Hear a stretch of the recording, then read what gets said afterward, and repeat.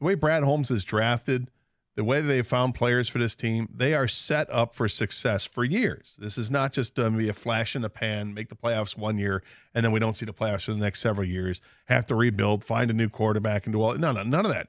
This team is set up.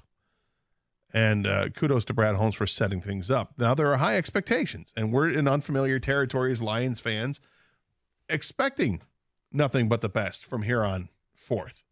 But there's always ways to improve the team. And this team does have cap space still, and a lot of it. And when you start looking at how do you spend it? Well, you can spend it on 1-year contracts. You can on players that are in the last year of a contract, and find teams that are willing to trade players. So Bleacher Report has this story about 6 potential players that teams should consider moving because they're rebuilding. If they're rebuilding, they need to get resources for those players back, which usually comes in the form of draft pick compensation, and that's what we're looking at. So Khalil Mack was a name I thought was really interesting that was on this list. And here's another one that's really interesting on this list.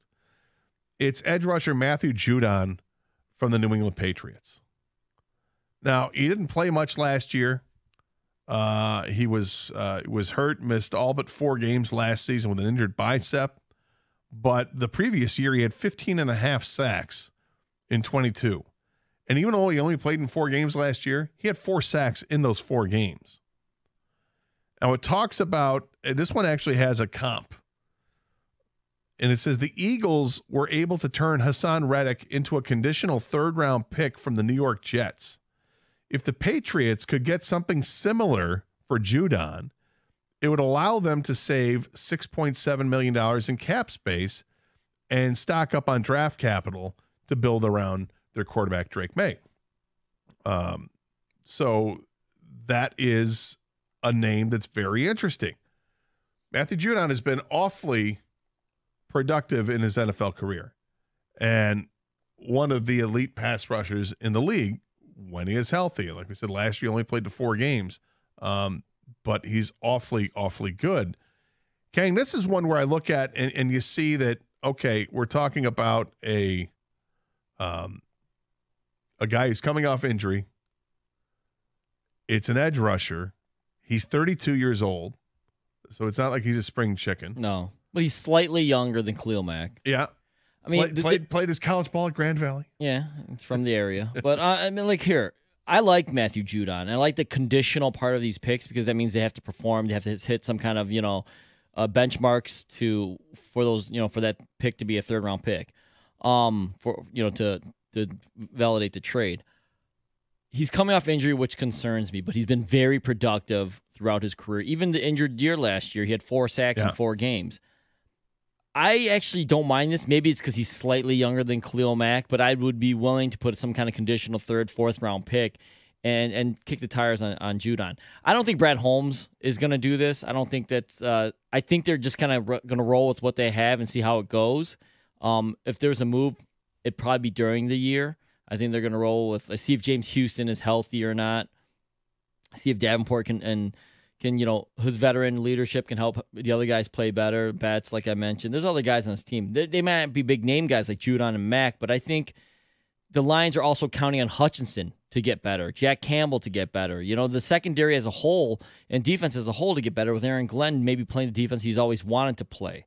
But I think when you're as close as the Lions are, you never rule out these type of moves because you can do both, people. You can be sustainable and have these young blue chip players that you draft and develop, and you can also add that 1 or 2 pieces to put you over the top.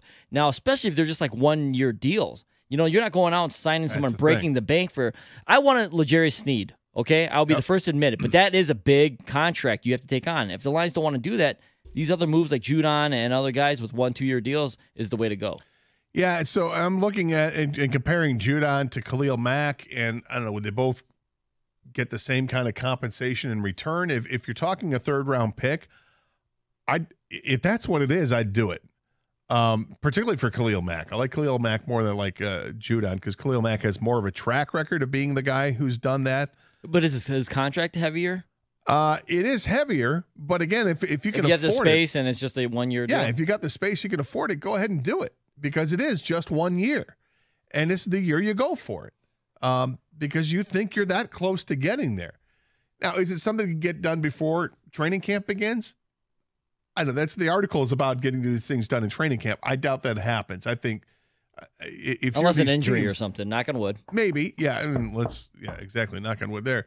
But I mean, if you're the Chargers and you've got Khalil Mack and he's coming off a 17 sack season like he did last year, you're probably thinking, I can maximize his value by waiting until the trade deadline to trade. I mean, remember Brian Burns.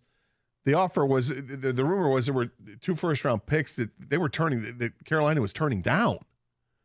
They made a mistake. They made a huge mistake, a massive mistake. They should have traded him. Should have gotten the picks. Yep.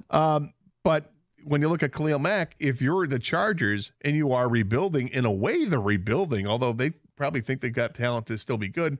They lost their top 2 receivers. We'll see what they end up doing. They're losing a running back. It probably is a rebuilding year.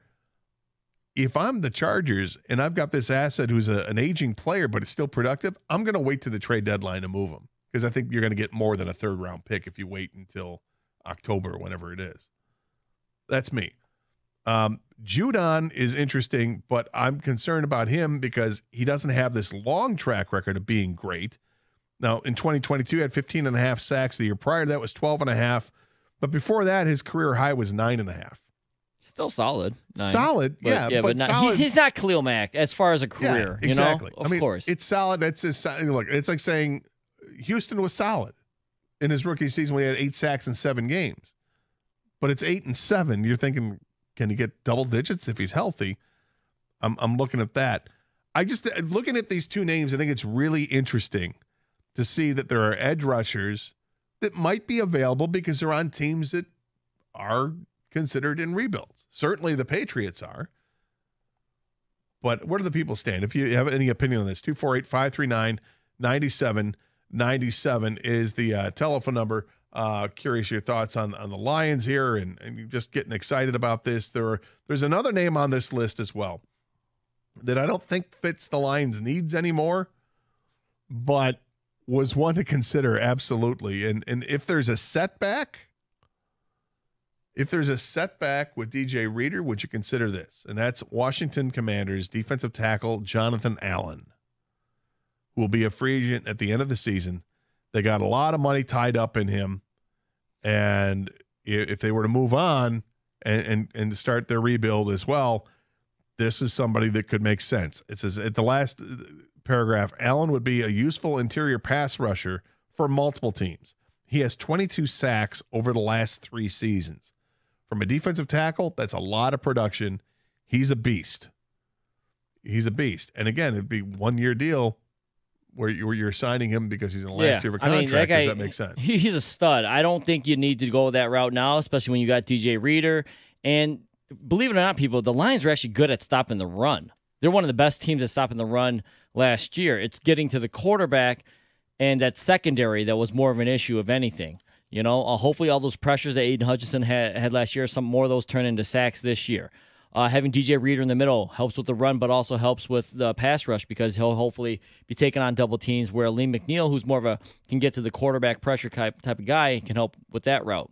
I like Jonathan Allen as a player a lot, but I'm not sure they need to go that route. He's actually, I misspoke. He's not a free agent at the end of the year. He's got another year on the contract that pays him $15 million next season, which if you're going to trade for him, that's what you'd be on hook for next season. It's going to cost Washington more because of salary, because of signing bonuses. But that's where it is for next year. It's $15 million. So he's probably off the list because it's beyond this season. But also need-wise, I'm not sure it's there I don't know if they do either. So. I mean, they're hoping that and Broderick Martin, Martin, Onwuzurike maybe on his way out, but this is something we're going to see here because they have Reader for 2 years. Yeah.